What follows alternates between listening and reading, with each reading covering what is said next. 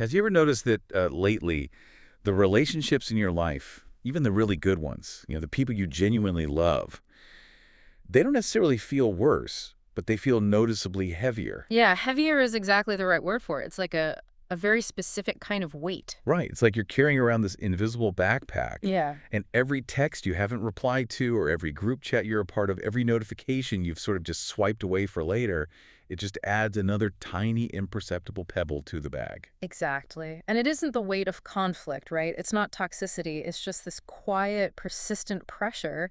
And what we are doing today is observing the mechanics of that pressure. Which I am so excited to get into, because it's something I think we all feel, but don't really have the vocabulary for. Right. So we're looking at a fascinating set of contemporary philosophical notes compiled under a framework called Reflective Humanism. And specifically, we're diving into Thesis No. 85, which is titled Why Light Connections Became Difficult. Why light connections became difficult. I love that title. So what's the mission of this deep dive for us today? The goal here is really to map out the modern operational cost of connection. We want to understand why human relationships, on a purely structural level, feel so different now than they did even, say, 20 years ago. So we're basically acting as observers of a fundamental shift in civilization. Just, taking a slow, thoughtful look at how we manage connection. Exactly. This isn't some self-help lecture. We're not here to tell you to delete your social media or throw your phone in a lake. Right, no outrage today, just observing. Just observing. Because if we are all suddenly managing this invisible operational cost, we first have to establish what connection has actually mutated into. Right, because if you look back, being connected to someone used to mean something entirely different. It really did. Historically, human connection naturally included immense amounts of empty space. The structure of reality provided a built-in margin. A margin, like a physical distance. Yeah, physical distance, time spent apart, because you literally could not be in two places at once.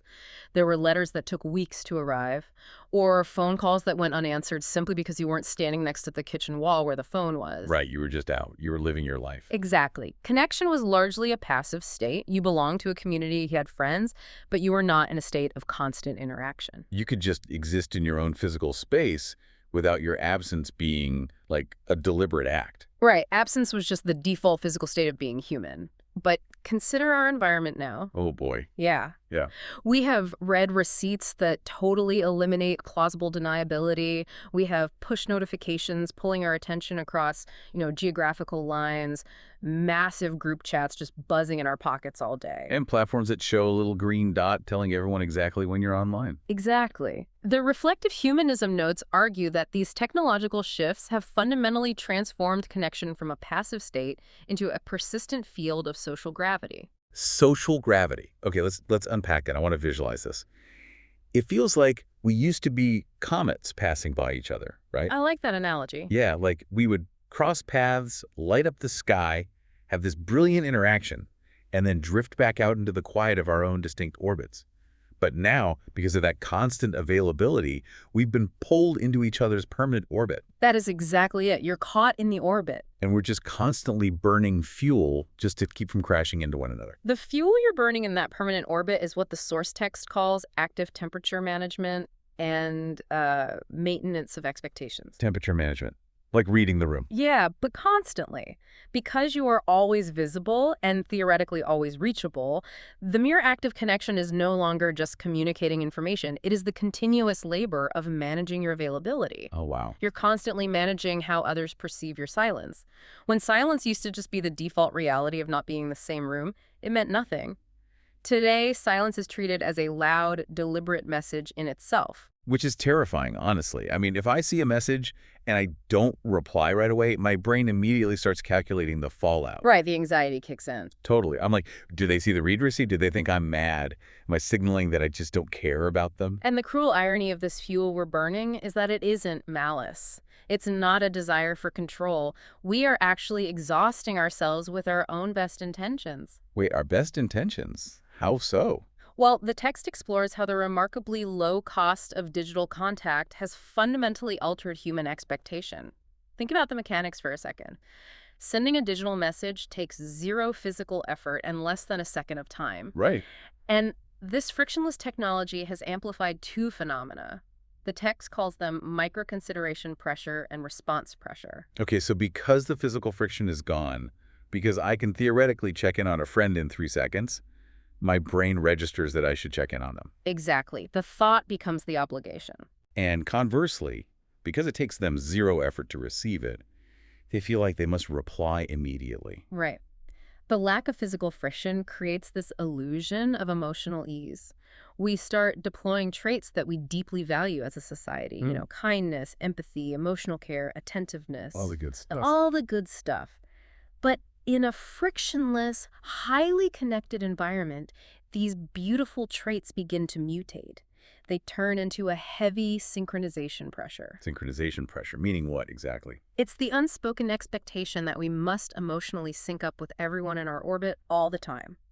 The paradox is that in a high synchronization society, simply being kind becomes an exhausting operational effort. Here's where I struggle a bit, though. If we are saying empathy and kindness are mutating into something heavy, are we suggesting that empathy is the problem? Not at all. Because I want to be a kind person, I want to be empathetic. Of course. Empathy itself is vital. The issue here is biological scale. Yeah. The human nervous system evolved to synchronize with the emotional states of a small, localized group of people, and usually only intermittently. It was not designed to constantly synchronize with dozens or hundreds of people simultaneously 24 hours a day through a glass screen. Oh, man. When you put it like that, it sounds completely unnatural. It is. When empathy becomes a mandatory, uninterrupted operational requirement, it ceases to be a spontaneous gift. It hardens into an emotional obligation. It becomes a job. Exactly. And the source notes a tragic consequence here. This constant low-level demand for micro-consideration actually drains our deep reserves.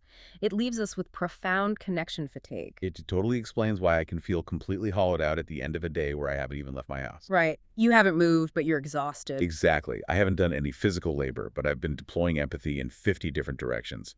Maintaining 50 different orbits, softening my tone in emails, making sure I use the right emoji so I don't seem passive-aggressive. It is a massive amount of emotional labor. It really is. But if it is this structurally exhausting, why don't people just step back? I mean, why don't we just stop replying so quickly? The source text introduces a specific structural mechanism that answers that exact question. It outlines why it has become incredibly difficult for people to simply disappear lightly or, remain silent lately. Okay. The text calls this mechanism the fixation funnel. The fixation funnel. Walk me through the mechanics of that. How do we get sucked in? The text maps out how modern relationships progress downward through 5 distinct stages. It goes contact, expectation, synchronization, role, and finally, fixation. Okay. 5 stages. And because digital space lacks the physical boundaries that naturally pace a relationship, social gravity pulls you down this funnel at a really unnatural speed. Let's ground this with a real-world scenario so we can see how it works. Let's say it's a Sunday morning, I'm having my coffee, and a coworker texts me to vent about a project we're working on. Okay, perfect. That is the first stage, contact. Contact. Got it. Now, because that text arrived instantly and you are holding your phone, the lack of friction immediately triggers the second stage, which is expectation. There's an ambient pressure for you to acknowledge you received it. Right, because I have my phone, and they probably know I have my phone. So I text back. I say, ugh, that sounds so frustrating. I'm sorry you're dealing with that. And by doing that, you've just entered the third stage, synchronization. Because I matched their emotional tone. Exactly. You synced up with their frustration to show empathy. Now, if you do this just a few times, maybe you reply quickly the next 2 times they text you to vent. You establish the fourth stage, a role. A role. Yes. In their mind, you are now the responsive, empathetic coworker who is available on weekends. And once that role is established, I'm stuck. You enter the final stage, fixation. You are fixed in that role. And the defining characteristic of fixation is that breaking the pattern is no longer a neutral act. It is perceived as a violation. Oh, wow. So if I break character, it's a problem. Right. If that same coworker texts you next Sunday and you decide, you know what, I really need a quiet morning, I'll just reply on Monday, they won't think you are just busy. Because of your fixed role, they will think you are upset with them. Wait. I need to present a real counter-argument here. Go for it. If someone is relying on me and I establish a role where I'm there for them, isn't being fixed in a role just another word for commitment or loyalty? It's a fair question. Right. Yeah. Because if a friend texts me that they are having a terrible day and I just ignore them because I want to avoid this fixation funnel, I'm not practicing some elevated philosophy. I'm just being a fundamentally bad friend. That reaction, that exact fear that you are being a bad friend is exactly how the trap works. Really? Yes. To understand why fixation is damaging, the reflective humanism notes urge us to shift our focus away from the relationship itself and look at the space surrounding the relationship. The space around it. Okay. The danger isn't the bond you have with your friend. The danger is the loss of what the text calls boundary liquidity or phase fluidity. Fluidity, meaning the ability for the relationship to change shape. Exactly. The ability to leave, return, pause, wait, and reconnect without causing severe damage to the bond.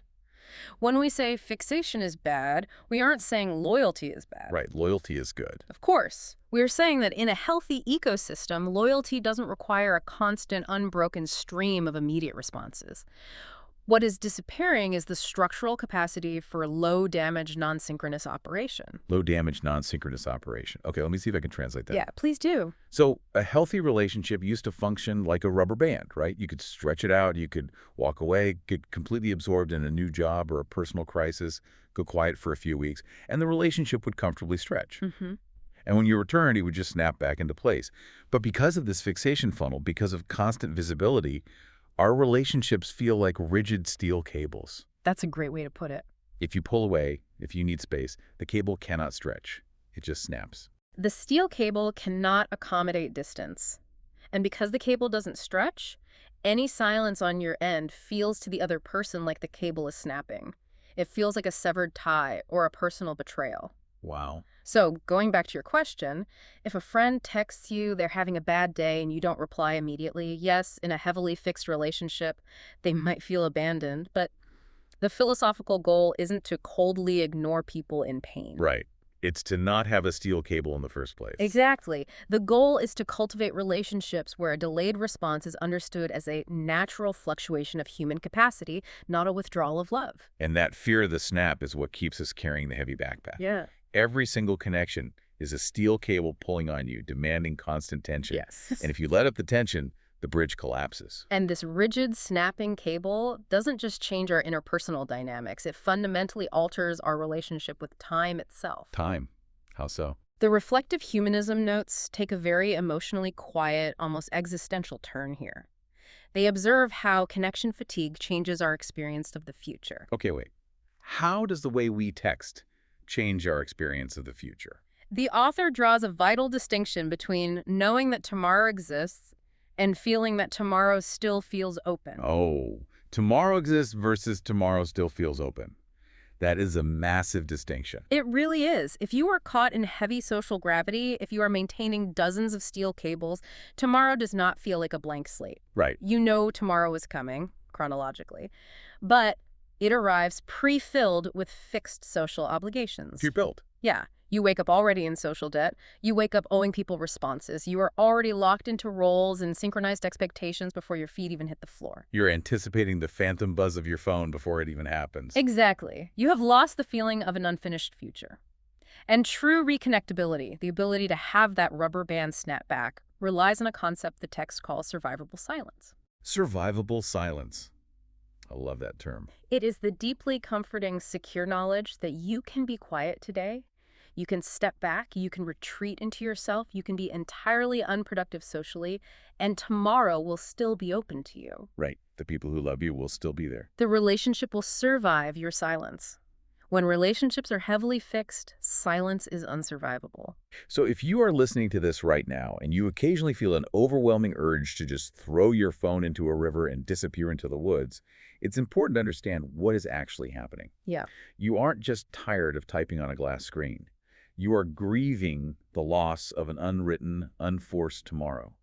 You are mourning the fact that your future feels completely spoken for by the gravity of your current connections. It is a profound, subtle grief. This philosophy is trying to articulate the loss of our cognitive homeostasis, the natural balance of the mind. But crucially, the reflective humanism notes do not suggest that the answer to this exhaustion is isolation. Right. The goal is not to cut all the cables and become a hermit. No, not at all. The mission here isn't to preach a digital detox. So how do we reclaim that open tomorrow without abandoning the people we care about? The text introduces the antidote to social gravity. It calls it light gravity. Light gravity. The most important thing to understand about light gravity is that healthy connection does not equal weak connection. Okay. Light gravity is not about being cold, aloof, or uncaring. It is defined as non-fixating connection. It is non-imprisoning care. It is warmth without control. Warmth without control. That is such a beautiful phrasing. The philosophy describes it as an ethics of non-interference. It is the ability to touch without touching too much. You offer your presence, you offer your love, but you do not demand perfect synchronization in return. That sounds ideal. But how did we ever do that? Well, the text offers a brilliant, everyday historical example of how humans used to naturally practice this protocol. Oh, what's the protocol? The simple phrase, "see you later." Just a casual goodbye. See you later. Look at the underlying mechanics of that phrase. Historically, "see you later" functioned as a low-damage reconnection protocol. Oh, I see. It does not guarantee a strict timeline. It doesn't lock you into a fixed role. It doesn't say, "I will text you in exactly 3 hours," or "expect a call tonight." Right. It simply leaves a margin for the future. Exactly. It communicates, "We are parting now, but the door remains open, the bond is secure. We will reconnect when our orbits naturally cross again."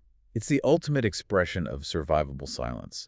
It's actively stretching out the rubber band and trusting that it will hold.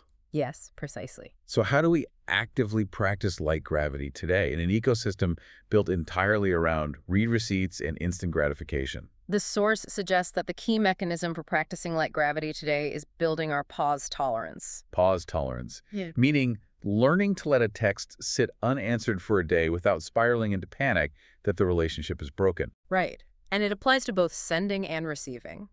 It is actively choosing not to interpret a delayed text as a personal slight. It is resisting the urge to demand an immediate response. Just letting the pause exist. Yes. By doing so, we lower the synchronization pressure for everyone around us. We allow the people we care about to exist in their own phase, in their own rhythm, without forcing them to constantly manage our expectations. Pause tolerance is how we practically give each other the gift of an open tomorrow. Let's take a step back and look at the sheer scale of what we've unpacked here today. We started by trying to identify this invisible, heavy feeling in our modern relationships. And what these reflective humanism notes have revealed is that the exhaustion you feel isn't a personal failure. You aren't antisocial. You aren't broken. You are a biological organism reacting to a massive structural shift in how civilization manages contact. Yeah, that's exactly it. We have systematically replaced physical margins with constant visibility, and we've mistaken synchronization pressure for empathy. Recognizing it as a structural shift is deeply liberating. And perhaps what human beings are beginning to seek right now, at the very bottom of all this digital exhaustion, are not stronger, tighter bonds. Right. We don't need heavier steel cables holding us together. We simply need relationships where tomorrow still feels slightly open. We need relationships we can safely return to rather than relationships we can never leave.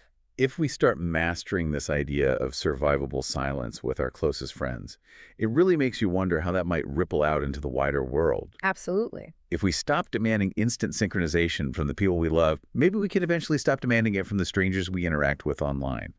Maybe cultivating light gravity in our private lives is the first step to untangling the heavy, reactive gravity of our culture at large.